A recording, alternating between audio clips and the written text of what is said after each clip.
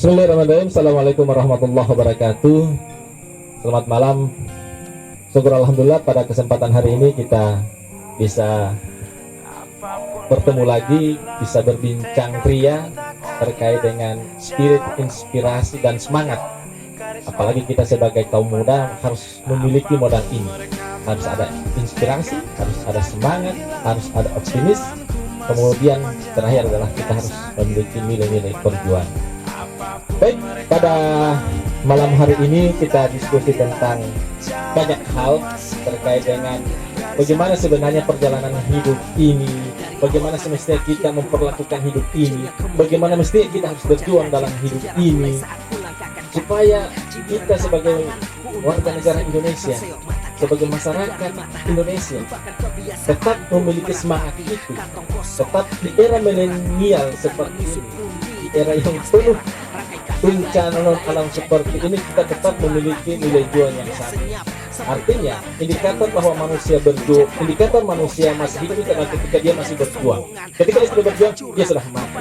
Nah, bagaimana sehingga kita bisa mengetahui bahwa hidup itu merupakan sebuah perjuangan? Mari kita saksikan, mari kita dengarkan penjelasan dari pemateri kita hari ini.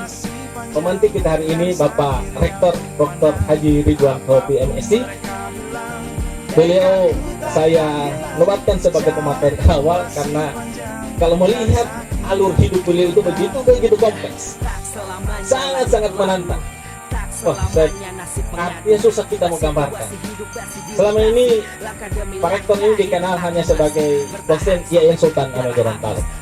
Banyak yang tidak mengetahui bahwa Bapak Ridwan Hobi ini adalah lulusan statistik, D3 statistik.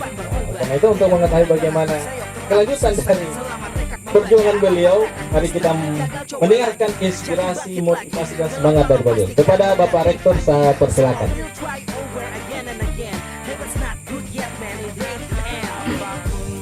Bismillahirrahmanirrahim. Assalamualaikum warahmatullahi wabarakatuh. Para pencinta YouTube yang saya hormati, moderator, ketika kita mau bergerak dalam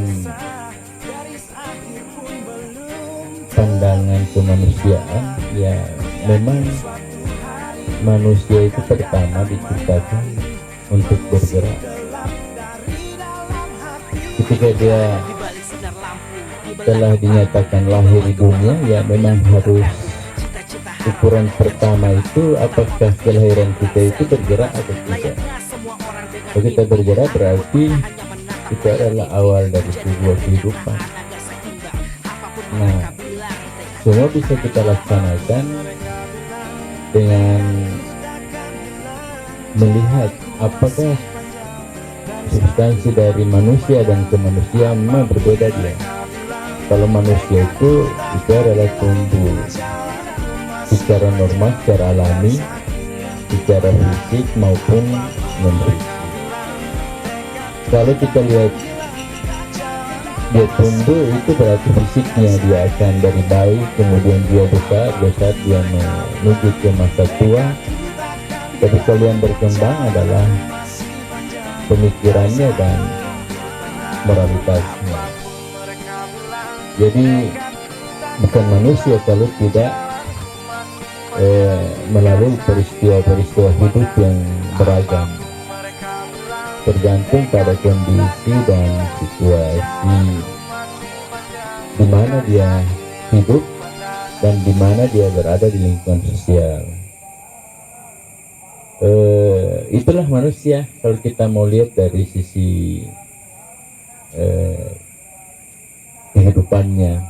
Tapi kalau kemanusiaan, nah itu berbeda. Kemanusiaan berarti dia harus menghargai nilai-nilai humanis, nilai-nilai toleransi, kemudian nilai-nilai peradaban juga yang dia harus hargai. Kenapa? Ya perkembangan dunia sosial dunia kemanusiaan itu seiring dengan tuntutan gaya hidup dan juga tuntutan kehidupan.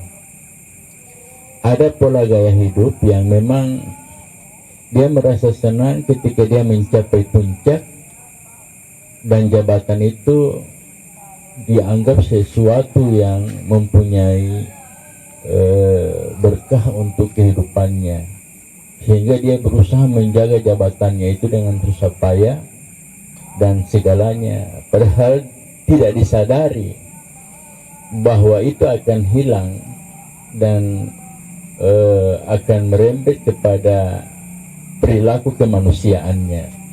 Nah, disitulah kadang-kadang orang mempertuhankan orang, karena itu ketakutan dari status sosial, akan kehilangan status sosial, sehingga dia merasa bahwa harus mengabdi, kalau perlu menyembah kepada orang lain, terutama siapa yang berkuasa di saat itu. Tapi dia tidak merasa bahwa ukuran yang dia lakukan itu berakibat fatal ketika dirinya kehilangan pegangan. Apa yang menjadi kehilangan pegangan? Mungkin pada saat sekarang sistem itu kan per waktu. Ketika dia masuk berada dengan sekelompok atau komunitas tertentu, dia diberi kepercayaan, ya lebih suka menghadap kepada yang pemberi itu kekuasaan, ketimbang dia melahirkan sebuah prestasi baru yang membuat orang lain apapun bergeser, dunia apapun bergeser, tapi karena dia banyak berbuat baik, di situ daya tahan hidupnya. Dan unsur kemanusiaannya itu dinilai pada apa yang dia lakukan, tapi bukan apa yang dia ucapkan. Nah, inilah perbedaan antara hakikat manusia dan kemanusiaan. Itu yang saya sampaikan. Kalau kita kaitkan dengan proses manusia itu arahannya sampai di mana, ya sampai di mana dia juga bisa bergerak. Sepanjang dia masih bisa bergerak, berarti dia masih bisa hidup. Dan sepanjang dia hidup, tentu ada dua permintaan untuk mempertahankan hidup. Dia harus melakukan sesuatu, dan untuk juga melaksanakan daya tahan kehidupannya, dia juga harus melakukan sesuatu. Nah, kalau dia sudah tidak mampu lagi melakukan sesuatu, berarti dirinya adalah, kematian itu sudah ada pada dirinya. Itu barangkali yang saya bisa sampaikan dengan uraian pembuka barangkali. Ya. Terima kasih Pak Rektor. Jadi Pak Rektor membedah manusia dalam sisi pertumbuhan dan perkembangan, lebih spesifik pada hakikat manusia itu sendiri. Nah, itu merupakan sebuah pengantar atau pembukaan awal diskusi kita pada malam hari ini yang sangat sederhana sekali. Jadi begini Pak Rektor, orang selalu melihat kita itu dalam hasil, tapi tidak dalam proses. Misalnya, Pak Ridwan itu adalah rektor luar biasa. Pak Rektor itu sebelumnya sekda, memang luar biasa. Pak Ridwan itu pernah jadi wakil rektor IAIN Sultan Hamid Gorontalo, rektor di Universitas Nahdlatul Ulama Gorontalo, menjadi sekretaris daerah, pernah jadi sekretaris daerah di Kabupaten Bone Bolango, pernah menjadi wakil ketua di IAIN Sultan Hamid Gorontalo, pernah menjadi sekretaris jenderal Presidium Nasional Pembentukan Provinsi Gorontalo pada waktu itu. Nah, tentu kita tidak serta-merta melihat bahwa kita melihat, dalam posisi sudah hasil seperti ini.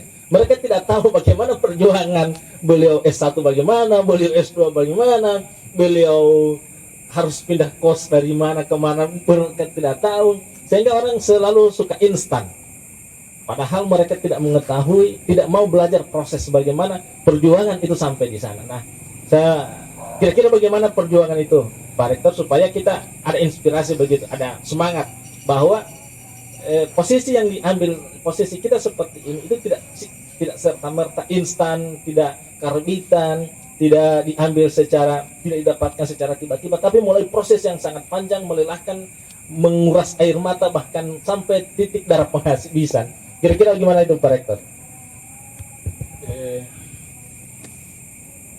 Gimana setiap itu yang saya katakan, perkembangan itu kan dengan yang dilalui oleh seseorang dengan orang yang lain itu kadang-kadang berbeda. Kalau saya membaca perubahan itu dari segi psikologis, ketika manusia mendapat mencari identitas diri itu kan pada pasca dia setelah menamatkan di tingkat SLPA. Dia selesai SLPA atau di tingkat madrasah aliyah atau SMK, sekolah menengah kejuruan, dia mulai berpikir, saya mau apa dan saya mau kemana. Itu awal pertama. Memang dimensi ketika saya melewati tahun itu tidak sama dengan orang yang melewati SMA pada dunia yang sekarang. Kalau dunia saya pada waktu melewati SMA mau menuju ke pendidikan tinggi, itu pertarungannya cukup pahit dibandingkan manisnya. Kalau kita dulu kan waktu itu belum ada penerbangan udara. Pada saat waktu saya tamat SMA itu ya harus ke Manado dulu.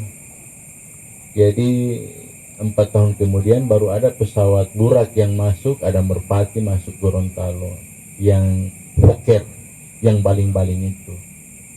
Sehingga pada waktu kita bertarung pertama pas ke SMA itu kan menuju ke Jawa, di sanalah baru kita akan melihat betapa besar makna dari sebuah kehidupan. Artinya kita di tengah-tengah kerumunan orang yang asing bagi kita.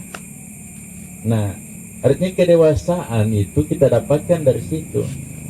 Jadi kalau orang berbeda, dia dewasa, tumbuh, kembang, kemudian berada di lingkungan, dia melewati SMA, ada dengan orang tua, kemudian itu berbeda dengan orang yang tumbuh berkembang melewati SMA dan dia pergi merantau. Tingkat kematangan berpikirnya dengan tingkat kematangan berpikir yang tadi di rumah bersama keluarga itu berbeda. Nah, saat ini pemerintah sudah sangat banyak memberi fasilitas untuk kelanjutan studi.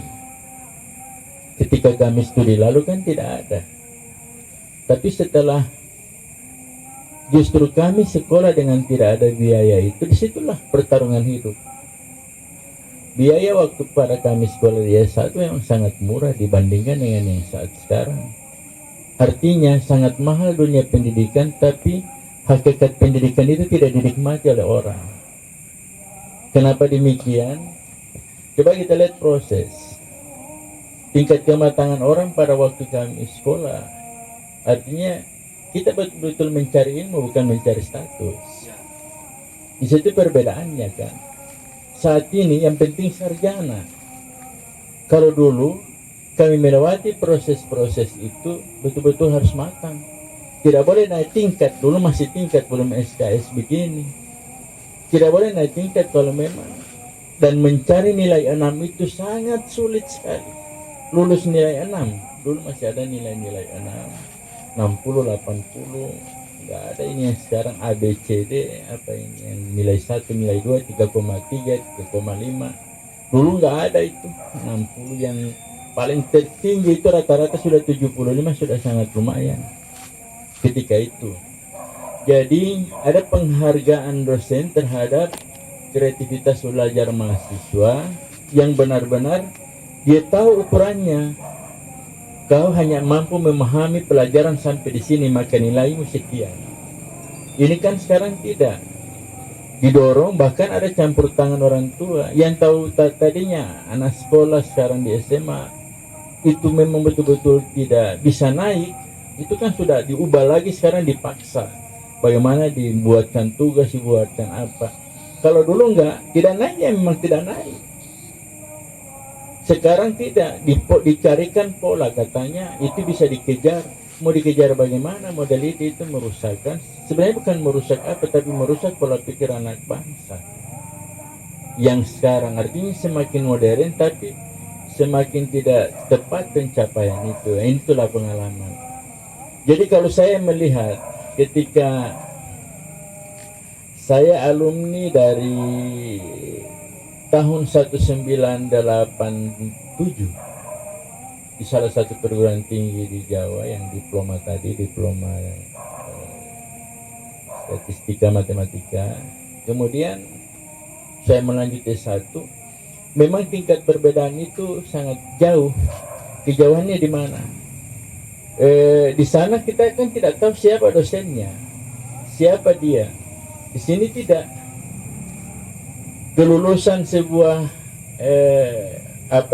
harus dikejar. Saya adalah aktivis.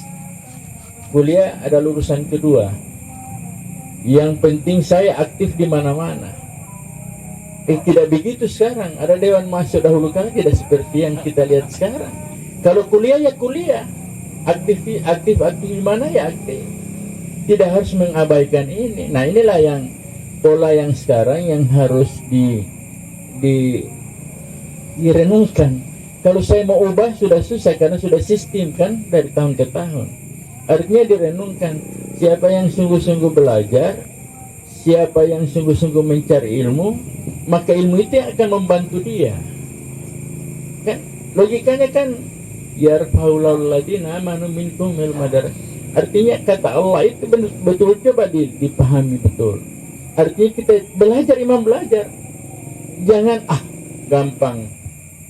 Dunia sekarang main copy paste. Mana pendapat kita? Akhirnya ketika dimintai bagaimana menurut Anda pandangan tentang ini? Tunggu mau lihat di YouTube dulu.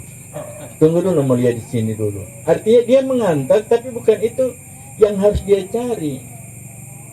Semua media, semua apa itu hanya sebuah, menurut saya hanya sebuah bantuan untuk perkembangan daya pikir dan kreativitas manusia. Tetapi kalau misalnya dia mengambil keputusan dengan itu yang dia dapat tadi, nah itu yang saya bilang mantap. Artinya tidak lahir dari keputusan kematangan emosionalnya berdasarkan dia dapat itu, dan itu yang bisa diamalkan sampai kapan. Dia tidak putus itu. Nah, saya kira itu yang saya lihat di dalam segi perkembangan dunia yang semasa saya dengan dunia yang sekarang. Emang saya sangat jengkel terus terang selama saya 23 tahun menjadi tenaga pengajar di pendidikan tinggi. Saya paling jengkel sekali menemui mahasiswa yang paling santai begitu. Paling jengkel. Wajar saya kalau di kampus disebut orang killer. Orang apa? Bukan karena killer apanya. Memang dia bodoh. Kalau dia cerdas, dia pintar, saya juga menghargai dia. Saya beri nilai yang sangat bagus. Tapi kalau itu yang saya temui, saya marah sekali. Karena setengah mati mencerdaskan anak bangsa, dia yang santai mau menerima. Tiba dia punya waktu saat apa, dosen yang disalahkan. Dan macam-macam. Nah, inilah yang harus kita renungkanlah untuk dunia sekarang. Baik, jadi substansi yang disampaikan Pak Rektor bahwa beda zaman old dan zaman sekarang, zaman dulu dan zaman sekarang, bahwa jika zaman dulu orang-orang yang sekarang yang sudah dalam posisi yang baik, itu mereka mengejar pendidikan, benar-benar mengejar ilmunya, benar-benar menuntut ilmu. Ilmu memang benar-benar dituntut. Dimanapun ilmu itu tetap mereka cari. Dengan cara bagaimanapun ilmu itu dicari, karena namanya juga menuntut kan. Otomatis kalau menuntut itu berarti dengan jiwa raga kita sudah serahkan untuk bagaimana kita dapatkan ini ilmu. Nah, yang sekarang kan orientasinya hanya orientasi pada yang penting sarjana.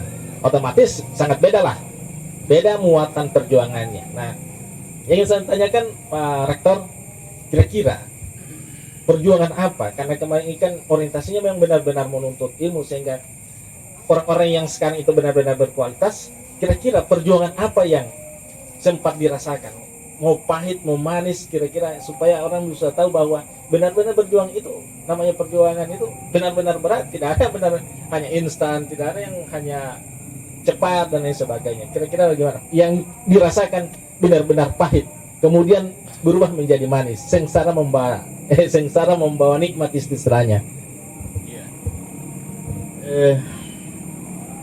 Kalau kita mau masuk dengan kreativitas kemanusiaan, ada yang punya talenta yang seperti itu dan ada yang tidak. Ada manusia yang hanya pemakai, ada manusia yang memang punya kreativitas, dan ada juga manusia dengan tipe-tipe yang lain. Kalau seseorang mau berjuang, saya beritahu bahwa kenapa orang sampaikan kalau Ridwan Tohopi yang melakukan sesuatu pasti itu jadi. Walaupun kendalanya apa, pasti tembus. Sebenarnya bukan apa, fokus di apa yang kita perjuangkan. Saya tidak pernah begitu saya melakukan sesuatu, saya sudah bertimbangkan ini bisa apa enggak. Kalau itu menurut saya masih bisa, dan apalagi itu menyangkut halayak orang banyak, saya pasti lakukan itu. Tapi itu terus saya titik. Ketika saya berhadapan dengan sistem, dengan apa, saya tanya, berdebat. Apa nggak bisa begini Pak? Kita berdebat. Biasanya kita dari awal pembicaraan itu dengan si pengambil apa saja keputusan kah, yang punya wewenang, punya apa. Itu lagi dia pikir apa. Sebuah perjuangan tidak hanya sekali. Kadang-kadang orang bosan. Sekali dia melakukan baru hasilnya tidak bagus, dia berhenti. Yang seharusnya tidak. Justru saya melakukan sesuatu, dan kalau itu ada kendala, saya malah di sini tertantang. Ya apa dia tidak bisa? Ada apa ini? Saya malah cari formatnya, saya cari bentukan, saya cari apa sampai dapat model baru, ajukan lagi dan seterusnya. Akhirnya juga walaupun itu diregulasinya tidak tertulis tapi terisyarat bagus, nah disitulah pembukanya. Jadi itulah bukan berarti kita melampaui dari hak-hak yang tidak normal. Semuanya normal, cuman biasanya orang cenderung putus asa dalam melakukan sesuatu. Kalau dia gagal berhenti lagi, kalau dia gagal berhenti lagi. Yang sebetulnya gagal dalam sebuah yang kita perjuangkan, itulah sebetulnya kita kaji. Tidak harus berhenti. Dan itulah yang saya sudah lakukan berulang-ulang. Alhamdulillah banyak sesuatu yang mau diajukan, sesuatu yang mau dikerjakan yang bagus, untuk nggak ada yang mulus.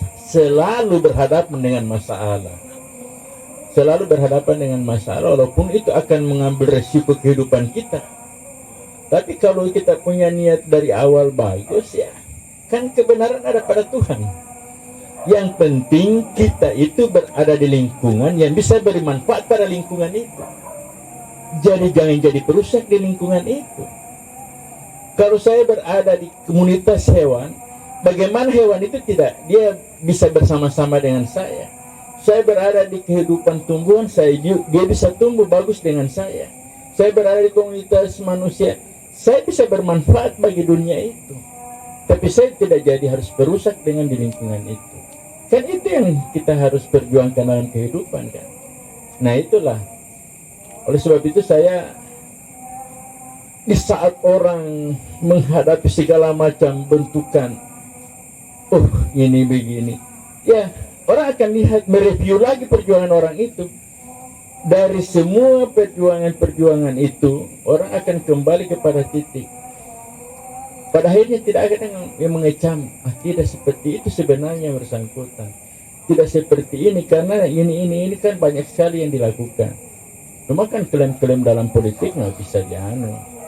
Politik itu 1000 yang kita buat baik, satu kesalahan kita tingo istilahnya, itu yang diguling, digoreng, di apa semua, dijadikan pelemahan. Tapi kan bukan di situ akhir dari perjuangan. Perjuangan yang kita dapat itu belum tentu sesuatu yang kita anggap jelek itu jelek menurut orang lain. tapi sesuatu yang kita anggap baik belum tentu baik juga menurut orang lain. Nah, itulah pola dinamika kehidupan yang bisa saya sumbangkan dalam dialog ini. Baik, jadi substansinya ada dua sebelumnya tentang kemanfaatan benar-benar menuntut ilmu. Yang berikutnya adalah fokus. Dengan kita fokus, maka banyak hal yang menjadi penghalang kita, perjuangan kita yang menghambat perjuangan kita harus mencari tahu.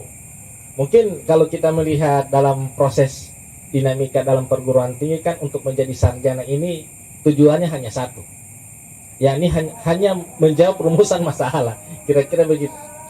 Jadi kan ketika kita melaksanakan ujian skripsi kan yang dipertanyakan ini kan apa rumusan masalah dan bagaimana hasil penelitianmu, kira-kira begitu. Jadi dalam proses perjuangan ini banyak sekali masalah-masalah, tapi kalau dilihat dari bahasanya Pak Rektor bahwa tugas kita dan justru disitulah memperhatikan masalah apa yang menghambat sampai perjuangan kita itu terhambat. Jadi mungkin perlu saya pertegaskan bahwa perjuangan tidak akan pernah selesai selama kita masih hidup, selama masih kita berjalan, selama masih kita berpikir, selama masih kita mau. Jadi untuk sesi terakhir ini saya minta Pak Rektor untuk bisa memberikan closing statement kepada penonton setia kita, supaya ada inspirasi yang didapatkan, supaya ada yang oleh-oleh buah pikiran, buah hati dan sebagainya, supaya pemuda-pemuda kita ini benar-benar tercerahkan begitu. Silakan Pak Rektor.